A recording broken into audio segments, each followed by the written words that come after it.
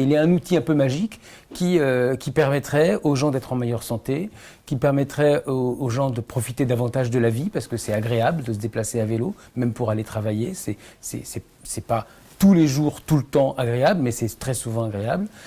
C'est quelque chose qui est pas cher pour les gens, ça coûte pas grand-chose, hein, ni à acheter, ni à entretenir, en tout cas beaucoup moins cher qu'un mode motorisé.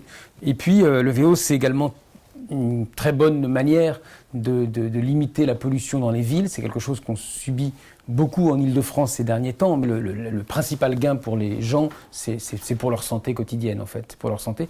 Enfin, dernière chose, tout ça coûte pas très cher à la collectivité. C'est-à-dire que c'est un avantage monumental dans ces moments de crise où effectivement les pouvoirs publics sont confrontés à une dette monumentale. Ça coûte pas cher. C'est-à-dire que les aménagements cyclables bien faits, ça coûte de l'argent. C'est-à-dire qu'il faut pas les mépriser. Ça doit être pris au sérieux. Mais ça coûte finalement assez peu cher par rapport à n'importe quel autre type d'aménagement de transport public.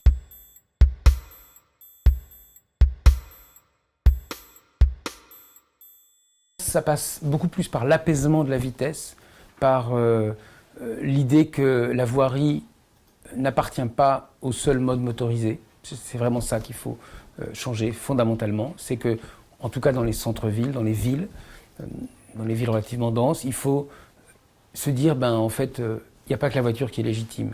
Donc ça veut dire que rouler à 50 ou 55 dans une rue dans laquelle de toute façon il faudra freiner juste après, et compte tenu du fait que la moyenne globale ne dépasse pas 20 km/h, c'est idiot. Ça terrorise tout le monde, ça terrorise les gens à pied.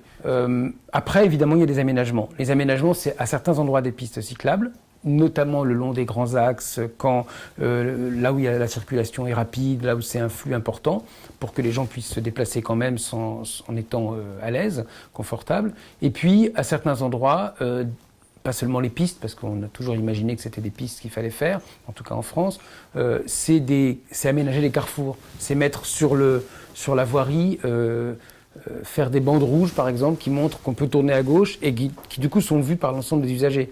Les gens en voiture, les gens à vélo et les gens en moto voient que là, c'est rouge, il y a un petit vélo dessiné, donc il y a une légitimité de la circulation à vélo. S'il n'y a pas cet aménagement, le vélo passera sans doute quand même, mais il sera moins considéré comme légitime. Et la vraie question, elle est là. Elle est de légitimer autre chose que le tout-voiture dans les rues et sur les routes. L'idée n'est pas de passer d'un système tout-voiture à un système tout-vélo. Ça n'a pas de sens. Aujourd'hui, on a des tas de moyens de transport merveilleux, ce serait idiot de ne pas les utiliser. Simplement, c'est de se poser la question, quel est le moyen le plus adapté, le plus proportionné pour le trajet qu'on doit faire, compte tenu de l'encombrement qu'il occupe, compte tenu du coût que ça coûte, enfin de la facilité, etc., de toute une série de plaisirs qu'on y trouve, etc. Donc non, il ne s'agit pas de mettre tout le monde à vélo pour tous les trajets, ça n'a pas de sens. Simplement, il s'agit de dire, quittons le système dans lequel il faudrait que tout le monde soit en voiture pour tous les trajets, dans lequel on est encore majoritairement. C'est-à-dire que ce n'est pas le cas à Paris, mais c'est le cas dès qu'on quitte les centres des grandes villes. Aujourd'hui, c'est le tout-voiture qui domine en fait.